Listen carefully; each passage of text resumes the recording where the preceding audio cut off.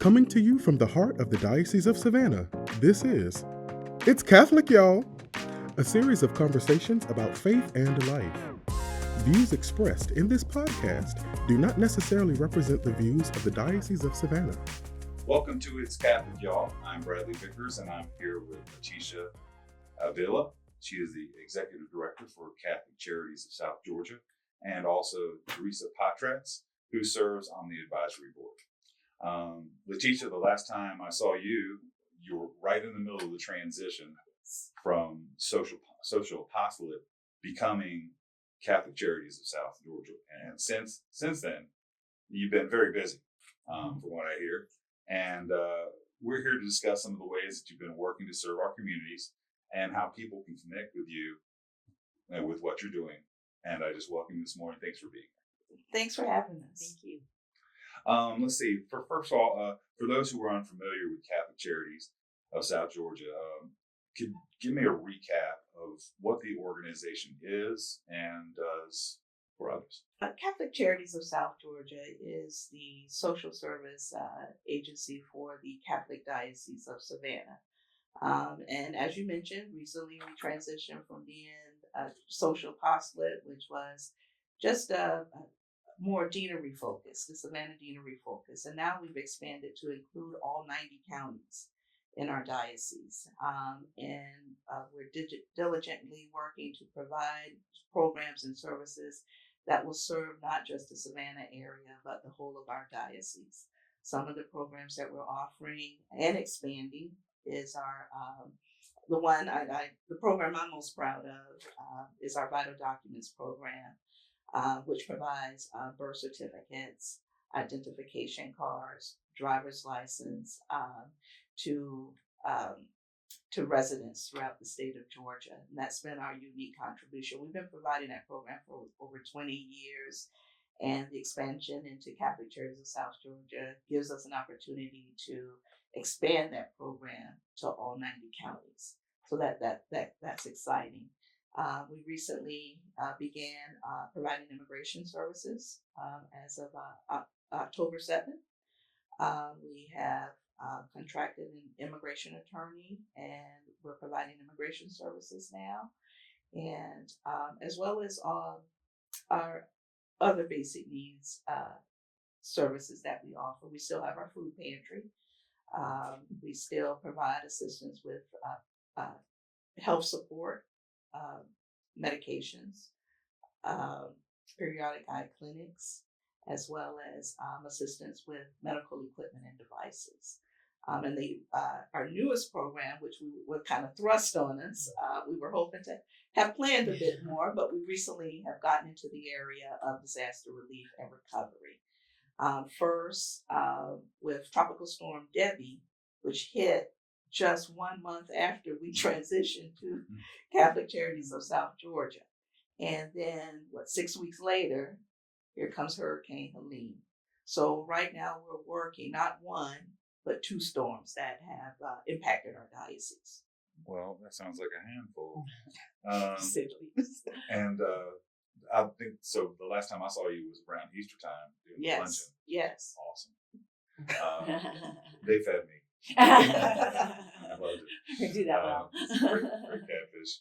But last time I saw you, you were out on Tybee with the Daughters of Mary of Nazareth. Had just come to town, and it was a planned trip before the hurricane. Correct. And but they wound up going around and offering support and prayer for those who had been affected by the storm as well. Correct. What did you think about that experience? I keep saying I'm saving any pictures I have of me with Mother Olga, because I believe that one day I'm going to be able to say, see, here I am with Saint Mother Olga, because that woman is amazing. Cheers. And the mission was planned as an evangelization mission on Tybee. But then when the hurricane came, we ended up with a lot of people coming to Tybee because they couldn't be in their home. And we still have some of those people there. And so it kind of turned into not only evangelizing, but how can we pray for you and what do you need? So God always has a plan. We may think we're doing one thing one way, and he changes it, and it all just it was beautiful. We had such an amazing response to that. So, and it continues. So it was a wonderful experience. Can you each describe what your role includes and how you got involved with that? I'm the executive director of Catholic Charities. I'm pretty much responsible for the yeah, exactly. She's the go-getter who makes it all better. Yeah, look, everything falls under me, including the toilets. I say. Yeah. I often say all that title means is, you know, you do a little bit of everything to make sure, you know, the mission runs smoothly. And if that means toilets, then I'm on toilets that day. So I've got involved with Catholic Charities. I actually have, you know, and I mentioned this before when we spoke, how I always say that Catholic Charities led me to the Catholic faith. I've been working with Catholic Charities actually since I was in college. Began as a volunteer. When I moved back to Savannah, I had the opportunity to be hired on and mentored by Sister Pauline O'Brien and later by Sister Julie Frankie, and just really learned how to be a servant leader under the two of them. And, you know, I've been the executive director for 6 years now and wouldn't want to be anywhere else other than working, doing social services with the Diocese of Savannah. And because no one does a better job of caring for the poor, the homeless, the forgotten, like Catholic Charities. I got involved, 8.5 years ago or so. I had moved to Tybee Island from Indiana and was looking for something to do. I wasn't working anymore. And so I found what was then Social Apostolate. Sister Julie was there and Letitia was there. But so I was a volunteer. I started off as a receptionist, just sitting at the desk, welcoming people coming in. And I just kept getting more and more responsibilities just because I could, you know, and all that kind of thing. It's all evolved into, I don't even know how many years I've been on the advisory board, but I'm a intake specialist and I'm a volunteer case manager. So I just keep getting new little titles from different things that I do. I mean, shower manager at one point, school uniform program. I mean, it just whatever needs. That's funny. Teresa's one of those fabulous volunteers. She, you know, she's being so humble right now, but this woman, she always says, use me however you need me. And it's great to have people on the team that with that flexibility that are willing and ready to do whatever is needed to serve. So for that, we're grateful for Teresa. I enjoy working with our clients quite a bit. So the most recent example, and one with a large scope relating to what Catholic Charities of South Georgia does, is the serving the larger South Georgia area during the aftermath of Hurricane Helene. Yes. What was that experience like for you, and how did the community respond? What kind of feedback did you get? That experience was, I guess the word I use is, it was humbling. Mm-hmm. It was eye-opening. Once you step out of Savannah, our diocese looks very different. You know, I think we often forget about our brothers and sisters in rural Georgia. So I returned definitely re-energized and committed to getting more services into those rural communities. We spent a week in Douglas, Georgia, working with Father Samuel Perdomo, who is definitely of the people. That's the best way I can describe Father Samuel is a man of the people. But, you know, working and providing some disaster relief and recovery.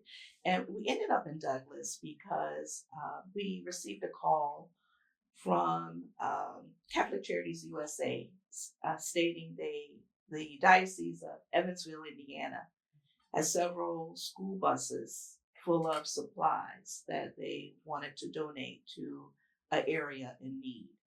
And Catholic Charities USA reached out to our diocese because we had already communicated with them about the need in rural Georgia. So they actually connected us with the Diocese of Evansville, the area Catholic schools there. And they drove a big school bus full of supplies for the people of Douglas, Georgia. And you know what touched me so much about that experience, that the first time we went, is although the people of Douglas were in need, they said to me, "We may need a little help, but we're not helpless." Mm-hmm. So they unloaded that school bus themselves. And they told the bus driver, have a seat, we can do this. And it was just beautiful to watch. It was beautiful to watch. And that was the first visit to Douglas shortly after the hurricane came through. And just seeing the needs, the devastation throughout the community, just the drive there, you can clearly see the path that Hurricane Helene took. I'm a Georgia girl. I've never seen so many downed trees in my life. I've never seen so many damaged homes in my life. It looked like a war zone. Yeah. And being an Indiana girl, I've seen that when the tornadoes go through, and it was amazing to see. And it was hard to find a block in town that didn't have something with some type of damage. I mean, everywhere. It was just, and when we were there, just like it was been over a month at that point when we went for the whole week. And there was still so much. So many people with no power still. Mm-hmm. You expected to see a little bit more progress, I guess. It was hard. It was hard to see. And so, we went that first time, we were definitely committed to coming back a second time. The first time we went was more to deliver relief items. Mm-hmm. And then the second time we went to spend the whole week, and that's when Teresa joined us. What kind of relief items? A bottle of water, maybe? They had plenty of water, but it was there was a big need for baby items, baby formula, diapers, cleaning supplies, paper products, some food items. So you have to remember these after the hurricane. Here in Savannah, we went, 3-4 days without electricity. Our rural communities went weeks without electricity and water. When we arrived in Douglas, Georgia, fortunately there was internet access at the church. However, once we left the church, the residential internet still out. Mm-hmm. So we were fortunate we had access at the church. But I think if you live in that community, so many people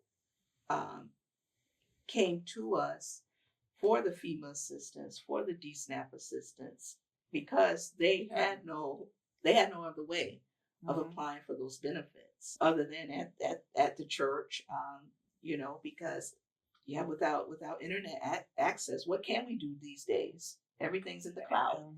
Yeah. Every form they wanted filled out, and it would say you cannot bring in a paper form, and it had to be submitted online. Well, if you don't have Wi-Fi, how are you going to, even if you are capable of filling out the form on your own under normal circumstances? And we did have a few people who just sat in. We were in their multi-purpose type room for the parish, but and they could just sit there to use the Wi-Fi to get some things done. I mean, I joke that I know the DSNAP form, which was the disaster food stamp form, in my sleep now because I had to fill out so many of those for people because we had Wi-Fi there. We'd have to stay there to finish up anything because the Airbnb we were staying at did not have Wi-Fi. So everything we want. So we had to, when we left, we had to make sure we completed everything because it would be the next day before we have internet access again, which meant, but the next day there'll be a whole new crowd of people waiting for assistance. And so it really got me thinking about as we grow our services throughout South Georgia and expand to South Georgia and do more of these type road trips, that we really need to be prepared and have some type of, I don't know, satellite internet, Starlink, Right. some type of Starlink type system that where I don't know what we would honestly, I don't know what we would have done had the parish not had internet access. It's not something we even thought of. We take internet access for granted. If a community doesn't have power and water, of course it doesn't have internet access, but we all take internet access for granted now. It's like air, the air we breathe. Of course there's Wi-Fi and internet. Yeah. Not always the case. We all brought our laptops. Right. Yeah, we all had laptops. They made great paperweights. Exactly. Once we left the church, that's pretty much all it was. Yeah, good thing we were so exhausted at the end of the day because we had no TV or anything else. So we were like, okay, let's eat dinner and we're all going to sleep. So yes, but we definitely need to plan for the future in that respect. Like what, and especially if we get out even to even more rural communities, we've got to figure that piece out. So that's where we need a good volunteer, is to someone who really knows about all of the internet access, the satellites, or whatever we need, because that's not. All right. Not my specialty. Hopefully there's a there's person someone right now. listening. Yeah, if you're listening and IT gets you excited, technology gets you excited, we could really use you, because definitely when we get into those more rural communities, how can we make this work? Even without power and water, the people, I think what impressed me the most was still their faith. They still smiled. They wanted, we arrived and they were still joyful because of their faith. They wanted to care for us. We were supposed to be there to take care of them. They wanted to care for us as visitors to their community. It's really beautiful to see. It really was. And so on the second visit, we actually began assisting with some FEMA applications, some emergency food assistance applications through the state. And then we had a third table set up that was where we were providing additional financial assistance for people who need it.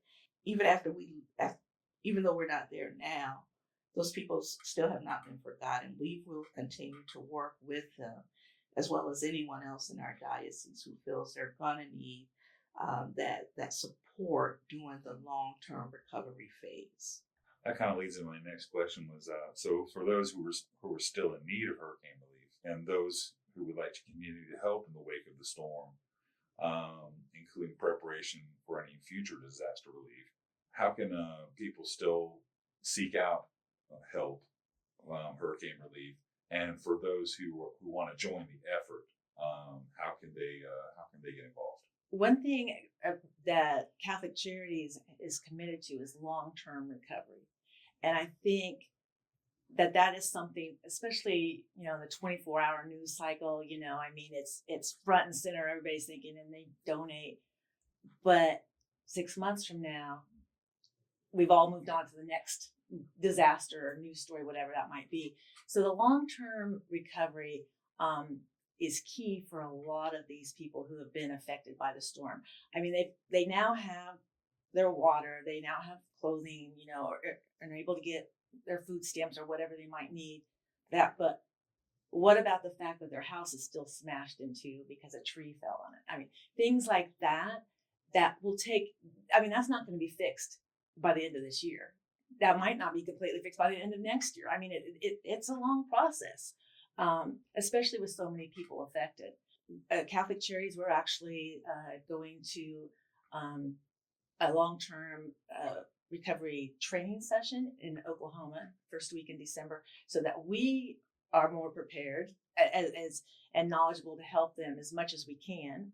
And also just to, I think it's so important for people to know that they're not forgotten. I mean, just the fact that they have a case manager's name and phone number, I mean, that does a lot for people, as long as we're communicating with them and returning their calls and doing all that, which we do.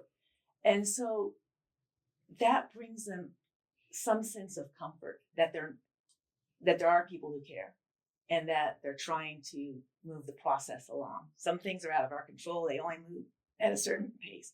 Excuse me. So those kind of things that we're doing, we're always looking for people who want to volunteer and help in some ways. And that's a whole another process that that people in the area that want to help can contact Catholic Charities and see if there is something that they can do to help.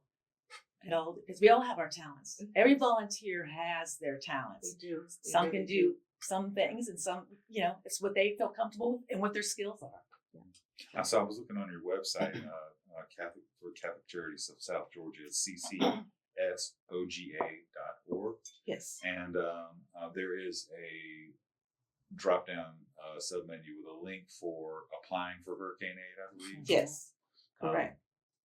So I just want to mention that. We established that. We put that up the day after the hurricane, because our service area is 90 counties. We the quickest way to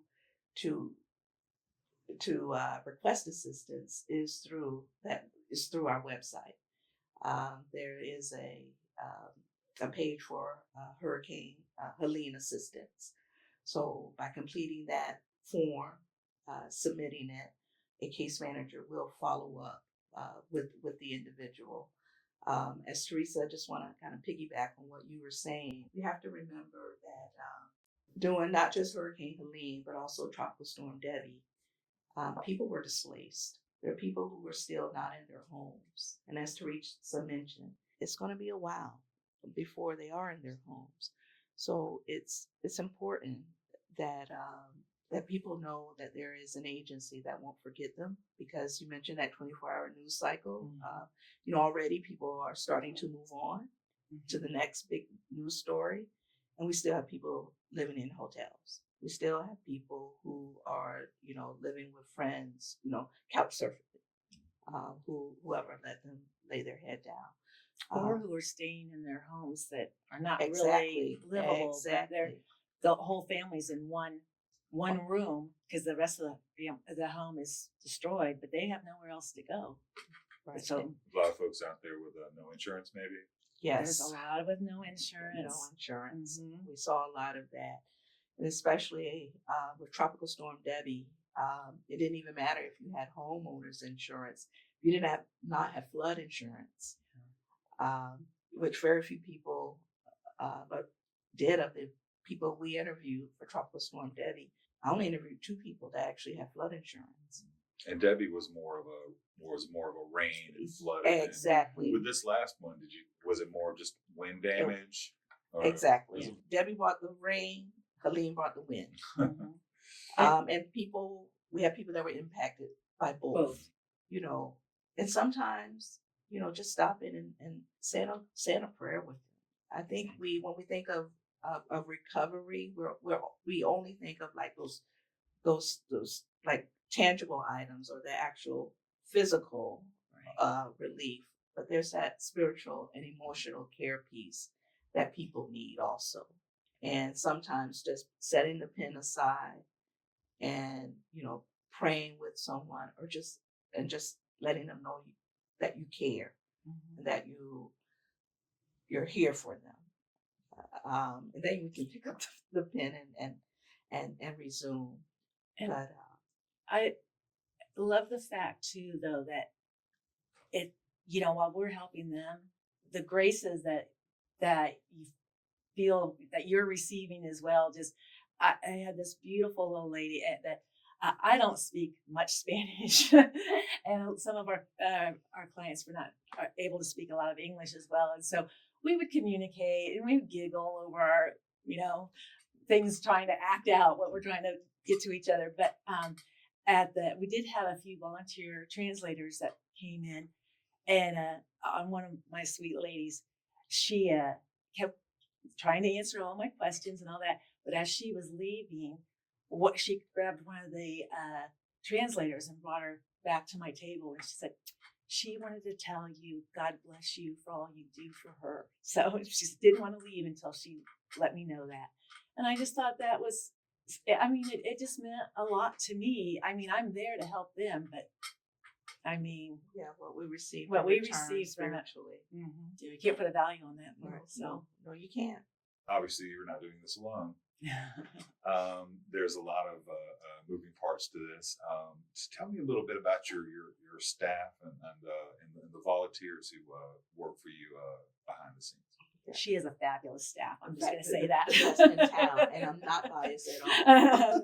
They are fabulous. We have an excellent team of case managers that go above and beyond. We're a small team, only 5 of us on staff, but we a fabulous team, go above and beyond to serve. What I appreciate about our team is when people come in, we care less about case numbers. We don't know case numbers. We know your name. We know names. We know names. We know circumstances. We build relationships with the people we serve.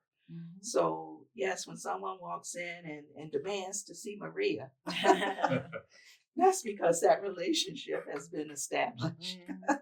And we do.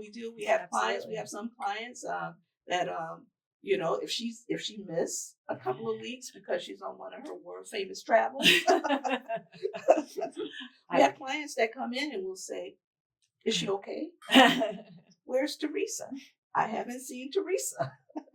But it's because we build relationships. So and also great community partnerships. I do want to mention that in the area of disaster relief, this is new for us. So we have partnered with St. Vincent de Paul of Georgia, who was there with us in Douglas, who, 2 Catholic agencies coming together, working together to serve the people. It was absolutely beautiful. And they also have a dynamic team. So it's realizing, the skills that you do have on staff, and then partnering up with other agencies to meet the needs of the community. But we have the best team, staff and volunteers. There's some volunteers that, I always joke and say they come with the building. They've been there so long. They come with the building. But, without our team of volunteers, I don't know, we couldn't keep our doors open. Our volunteers serve as receptionists. So they're the first impression that people have of the agency. So those greeters up at front, and again, even those the receptionists begin to build relationships with people and know names, and then we have a lot of our basic services that we provide. That food pantry really rely on teams of volunteers, and that frees up paid staff to work on the long-term case management pieces. What kind of feedback do you get from people who who are taking advantage of your services, who are getting that support? I would imagine it's a positive, experience on both sides. And is there an aspect of faith in there that is involved in the experience? One of the things I always say that amazes me, that so many of our clients that will come in, they don't have anything, but I'll say, "How are you doing today?" And I am so blessed. I am so blessed in so many ways. And they'll go, and I'm just like, really? Just because they're struggling in so many ways, but they look at it as that they're blessed in so many ways.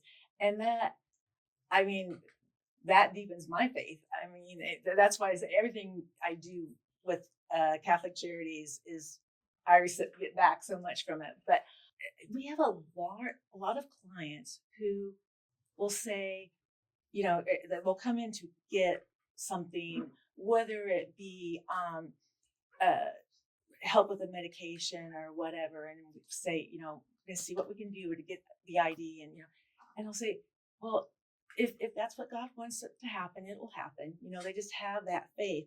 But a story from Douglas was I had a lady who she said to me, as we're going through filling out her food stamp form, she said, "Are you Catholic?" And I said, "Yes, I am." She goes, "And this is a Catholic church?" She's like looking around. I said, "Yeah, we're a Catholic church." She said, "My church, I went to them for help and they said they couldn't do anything for me."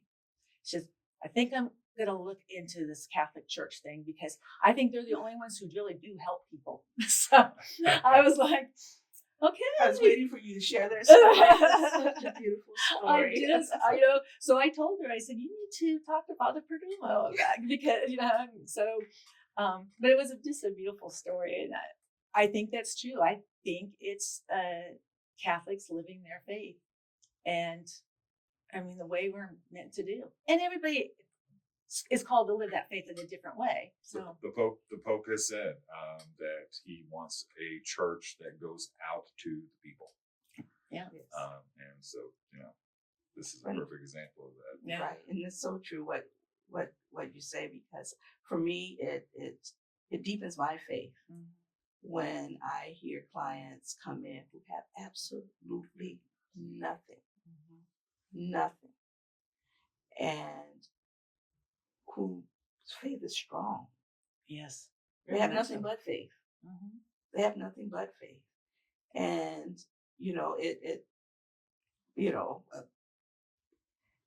I then, I check myself, but it's again, I use the word humbling. It's humbling when people who have nothing but faith.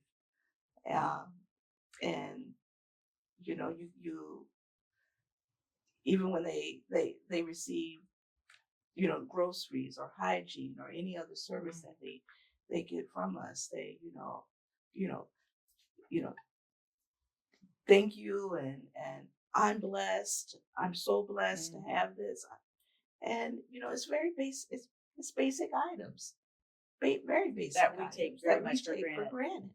What are your greatest needs in terms of item services or whatever? What are your greatest needs right now and just ongoing, like on a daily basis? What do you really need? So I'm going to talk a little bit about ongoing needs. And this need recently emerged because we're doing something a little different for Christmas this year. We are encouraging parishes that want to get involved during Christmas to consider adopting an elderly person for Christmas, because they're often forgotten. And we live, we're located, I say live because I feel like I live. We're located actually, walking distance from a low-income senior housing community, Rosa Sharon. And what we're doing this year, we are adopting those seniors for Christmas. And I should say we are facilitating adoptions. Where we are matching our parishes up with senior housing communities and encouraging the parishes to deliver the gifts to the seniors, or get the youth involved in delivering the gifts to the seniors, so that they know that they're loved and cared for during the holidays. Also, because many of them don't have living relatives or relatives that they have a relationship with that come and visit them. So, but one of the things that came up in speaking with our elderly population is the ongoing need for laundry detergent and toilet paper. Again, very basic. But you got to remember, a lot of our seniors are on fixed income. So if something has to give or go with, or if they have to go without something, it's tend to be those two items. And that came from the actual case managers that work at those senior housing facilities. Those are the two most requested items from seniors: laundry detergent and toilet paper. So if we can keep an ongoing supply of those two items, then we can help fill that needs, or even make periodic deliveries to the seniors and check in on them, and that would be great. And specific needs, particularly with this disaster. Now, this is a big ask, but I'm hoping through this podcast we get some takers. Again, we have a lot of people who have been displaced, particularly mobile homes that have been completely destroyed, uninsured. We are trying to replace some of those mobile homes with, doesn't have to be brand new, but if someone is interested in purchasing, gently used mobile home that we can then donate to a family that lost their mobile home, that would be great. And that's would also be a tax deductible item, wouldn't it? Yeah. So a little incentive for someone who might have a mobile home that they never use. I know some guys who have some hunting clubs and whatever that they rarely use anymore. Fishing cabins, which is really just a mobile home. Yeah. But yeah, that it's there's a little incentive there to the fact that it is a tax deductible donation. Yes. So. Yes. And then the second thing too, if anyone has a rental property, again, a lot of people have been displaced. If anyone has rental property where they're willing to, allow a family to rent at a reasonable rate, we know how rents are in our community. That's also a big need. So we're just asking people to, housing is a big need. It was a big need before the two storms came through, and now it's an even bigger need because in addition to the people who can't already afford affordable housing, now we have people who are now displaced because their homes were destroyed. So those are two of the big needs and one small one.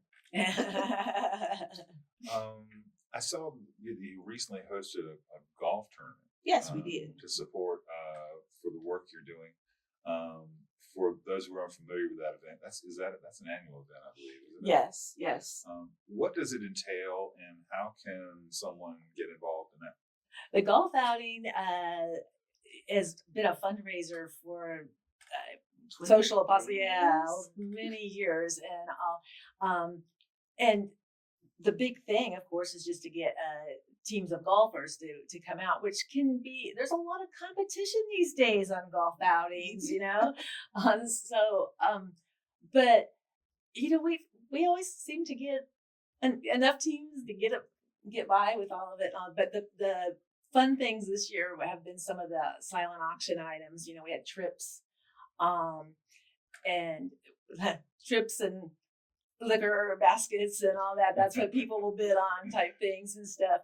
That's one that I am not as involved. I do the silent auction and all that because I am not a golfer. I'm there, but I'm not a golfer.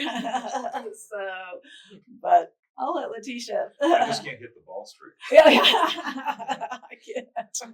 You don't want me. You don't want me out on the course. It'll be tomorrow, and they'll have to call it. I can drive the golf cart around and say, "Oh, do you need something to drink?" Yeah. But our Catholic community really comes out and support us for that event. As Teresa mentioned, there's a golf tournament every day, and on every golf course, it seems like. But our Catholic community really supports that tournament. We seem to always have enough players. We always could use more, but we don't have enough until right towards the end. It's like, oh, we're not getting I think that's more of a Savannah. I think that's us. And I'm a Savannah girl, We don't plan for October and September. But yes, and also hold sponsorships. Yeah. It's an opportunity for our Catholic-owned businesses really to get some recognition, to kind of get some advertising out there on a whole with the whole sponsorship for driving range sponsorship. So even if you don't play, those sponsorship opportunities are always available. So you talked a little bit about the adopt an elderly person program that you're working on for the Yes. holidays. What other are there any other events in the near future that you have planned going on that you would like to talk about? The holidays? Not right now. We always say, listen, we have to get past the holidays.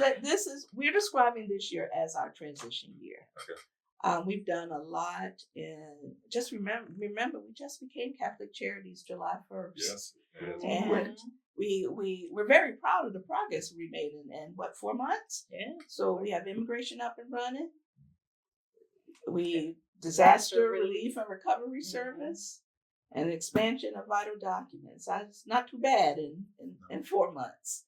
So, but yes, we'd love to come back as we develop programs and services and volunteer opportunities. This is a great platform. Very much so. Yeah, to keep the community, our Catholic community, abreast of what's going on and happening at Catholic Charities. We're excited about what's to come. Yeah, the food pantry, I think it's just a huge help to the local community here. Very much so. And so you guys can always use items. Absolutely. For that. And then again, elderly. When she talks about the elderly, you got to remember a lot of our elderly clients. I mean, there are people who worked 40 plus years at their job. I mean, they were hard workers and all that, but now they're retired. They can't work, and they're on a fixed income, and you just hate to see them suffer. I mean, they paid their dues. Not that anybody's undeserving, but I mean, they've worked hard all these years, right. And it's not as cute and fun to give elderly laundry detergent as it is to give children toys and things. I mean, it's just, and not to say we don't need our fun toys for the kids too. I mean, we do enjoy that, but I just feel like some of our elderly, it's easier to forget that need, and they're such a vital part of our community and easily forgotten. So that's why I think we both tend to push that. Maybe it's because I'm getting older. I don't know. I'm right behind you. So. Well, the church teaches that corporal works of mercy are a must.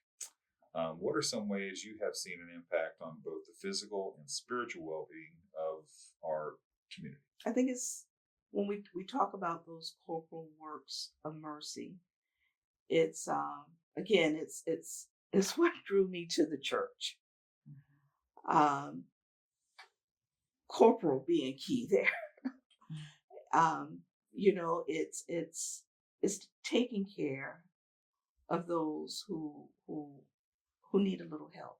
It's again, if we go back to the elderly, it's noticing those who have been forgotten, providing for them, caring for them, and in addition to those corporal works of mercy, which I think we can all kind of easily identify. I always like to throw in, we do the corporal works of mercy as we work towards justice. And I think it's key that we remember that we also need justice. Just feeding the unhoused, or helping an elderly person with hygiene supplies. We need more.